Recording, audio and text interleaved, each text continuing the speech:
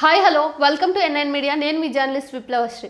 అది ఊహించని విషాదం ఏమీ కాదు. దాని మీద ఏలిన వారి వాదనలు విన్యాసాలు కూడా ఊహించదగినవే. మహాకుంభమేళా గురించి సాగిన మహా హడావిడి ప్రచారంతో పోలిస్తే అక్కడ 30 మంది బలైన తర్వాత రాజ్యం ఏలుతున్న మౌనం అలవాటైంది.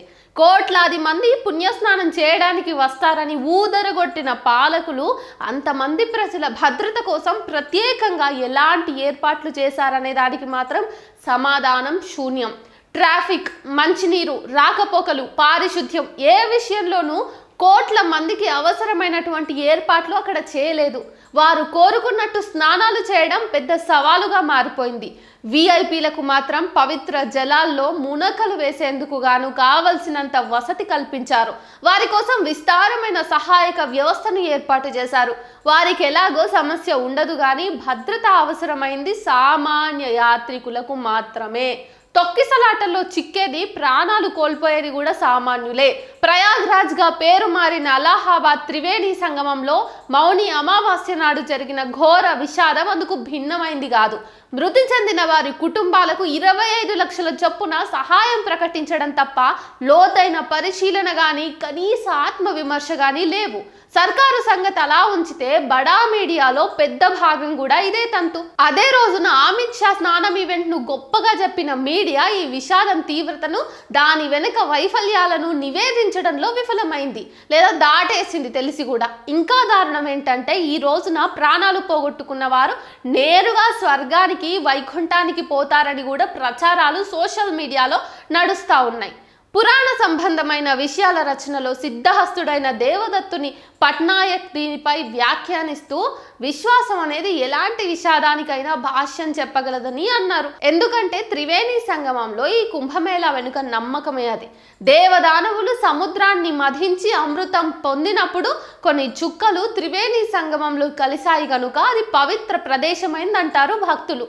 త్రివేణి అంటూ 3 నదులను సూచిస్తున్న సరస్వతి నది ఉనికి ఇప్పటికీ అగోచరమే. కాకపోతే మీడియా విస్తరణ కారణంగా క్రమేణా ఇలాంటి క్రతువులు భారీ ఈవెంట్లుగా మారిపోయాయంతే. 12 ఏళ్లకు ఒకసారి జరిగే పుష్కరాలు 12 గడిస్తే అంటే 144 ఏళ్లకు ప్రత్యేక మహాకుంభమేళాలో పాల్గొనటం పూర్వజన్మ సుకృతం తప్ప మరొకటి కాదనే ప్రచారాలు ఉధృతంగా నడిచాయి. అందులోనూ మౌని అమావాస్య మరింత ప్రత్యేకమన్నారు.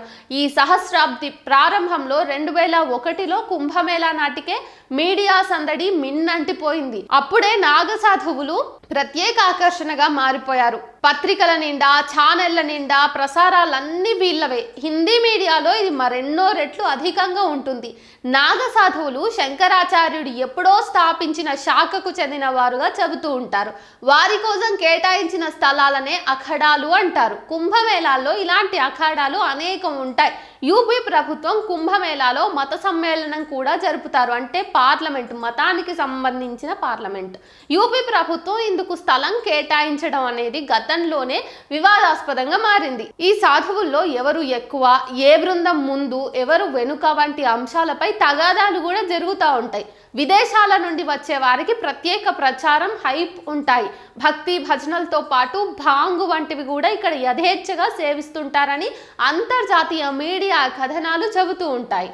క్రమం తప్పకుండా వాటిని చిత్రించేందుకే తాము కుంభమేళాకు వస్తుంటానని ఫ్రెంచి ఫోటోగ్రాఫర్ ఒకరు ప్రకటించారు కూడా. అసలు తాను వచ్చేదే అందుకోసమని ముంబైకి చెందిన నరేంద్ర మీడియాతో చెప్పారు. గతంలోనైతే నిర్మోహి అఖాడాకు చెందిన తాతంబరి బాబా ఫోకస్ పొందారు. దేశీయ సాధువులకు తోడు మామూలు సన్యాసులు కూడా వస్తారు. వీరందరితో ప్రయాగ్రాజ్ ముందే కిక్కిరిసిపోయి ఉంటుంది. మొబైల్ ఫోన్లు, ఇంటర్నెట్లు విచ్చలవిడిగా వ్యాపింపజేసే సందేశాలు, సమాచారాలతో మొదలుపెట్టిన త్వరగానే వాటికి అంతరాయం ఏర్పడిందట. ప్రత్యేకించి జియో, ఎయిర్టెల్ నెట్వర్క్లు గంటల తరబడి పనే చేయలేదట. ఒకవైపు అమావాస్య రోజు స్నానం చేస్తేనే పుణ్యం అధికంగా వస్తుందనే నమ్మకం, మరోవైపు కదలలేని తొక్కిడి, ఇంకోవైపు ట్రాఫిక్ ఆంక్షలు, సమాచారం అనేది తెలుసుకోలేని ప్రతిష్టంభన, వీటన్నింటిని మధ్యన ఈ విధమైన విషాదాలు జరగడంలో ఆశ్చర్యం అసలు ఏముంది? అసలు ఎంతమంది చనిపోయారనే దానిపైన కూడా కనీస స్పష్టత లేకపోయింది. ఇక తమవారు ఏమైపోయారనే భయాందోళనలు మరింత ఒత్తిడి పెంచుతున్నాయి. వీఐపీల తాకిడి మధ్య ట్రాఫిక్ను క్రమబద్ధం చేసే పేరుతో అలాగే ఆపి ఉంచి తర్వాత అందరినీ ఒకే చిన్న వంతెన మీదుగా వదలడంతో ఈ దారుణం జరిగిందని ప్రాథమిక నివేదికలు చెప్తున్నాయి. 28 చిన్న చిన్న వంతెనలకు ఒకేసారి రాకపోకలు నిలిపివేశారు. దాంతో లక్షల కోట్ల యాత్రికులు చిన్న చిన్న రోడ్ల పైన పడ్డారు. ఆ తొక్కిసలాటలో వారు గంగానదిని దాటడం అసంభవమే అయిపోయింది.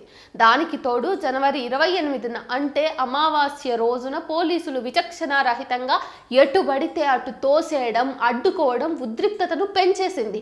ఉదయం మొదలైన ఈ ఒత్తిడి రాత్రి వేళకు పరాకాష్ఠకు చేరి మహోపద్రవంగా మారింది. సంధ్య వాలుతున్న కొద్దీ అమావాస్య తిరి గడియలు వస్తున్నాయని లౌడ్ స్పీకర్లలో ప్రకటనలు మార్మోగాయి. నిజంగా స్నానం చేయవలసింది తెల్లవారుజామున అని అనుభవజ్ఞులైన పెద్దవారైన యాత్రికులు చెబుతూ ఉండడంతో లక్షల మంది నదీ తీరంలోనే నిద్రపోయారు.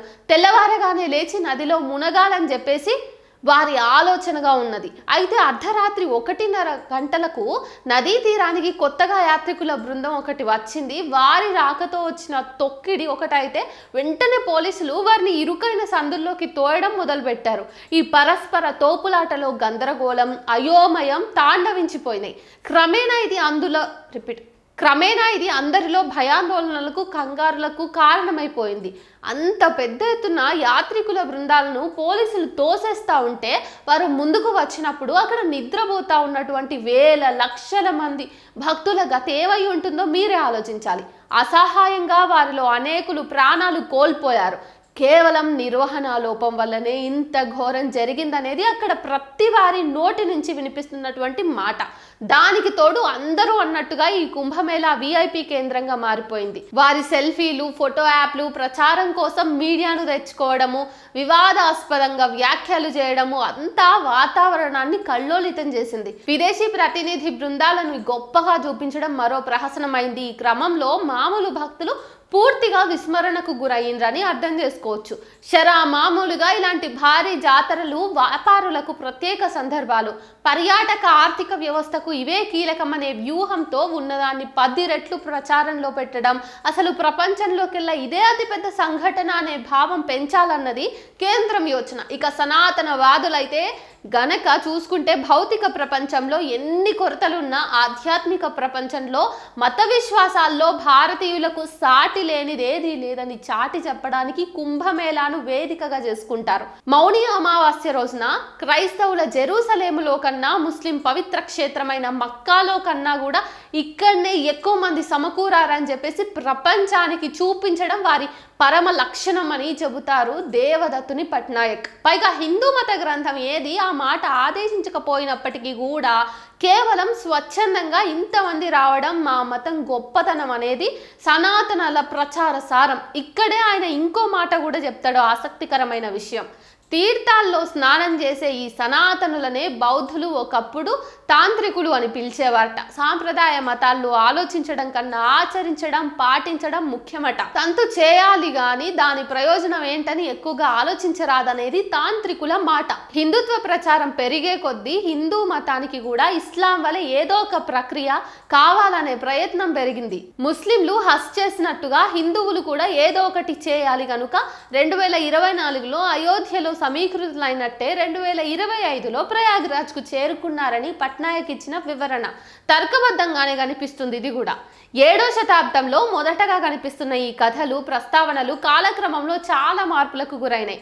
మోడీ హయాంలో, యోగి పాలనలో అవి పరాకాష్ఠకు చేరిపోయినాయి. దీనికి మళ్ళీ రాశులతో సంబంధం. రిషబ్ మేళ, కుంభమేళ, సింహస్థ మేళ ఇలా చాలా ఉన్నాయి. అయితే నెమ్మదిగా ఈ అమృతం ప్రయాగ్రాజ్ దగ్గర అయితే ఎప్పుడు ఉంటుందనే నమ్మకాలతో వీటన్నింటికీ కుంభమేళ అనే పేరు ఖాయం చేశారు. బీజేపీకి మెజారిటీ రాకపోవటం, త్వరలో యూపీ శాసనసభ ఎన్నికలు జరగనుండటం వల్ల ఈసారి మరింత కేంద్రీకరించారు. ఈ ఊపులోనే నటుడు ప్రకాష్ రాజ్ వంటి వారు కూడా స్నానాలు చేసుకున్నట్టుగా ఫేక్ వీడియోలు సృష్టించి వదిలేశారు. దానికైనా తీవ్రంగా స్పందించడమే గాక సిగ్గు లేదా ఇలా చేయడానికి అని చెప్పేసి ప్రశ్నించారు కూడా. ఇంతగా ప్రచారం చేసిన వారు వచ్చిన వారికి తగ్గట్టుగా భద్రతని ఏర్పాట్లు ఏమాత్రం చేయకపోవడం అనేది నిజంగా సిగ్గుచేటు.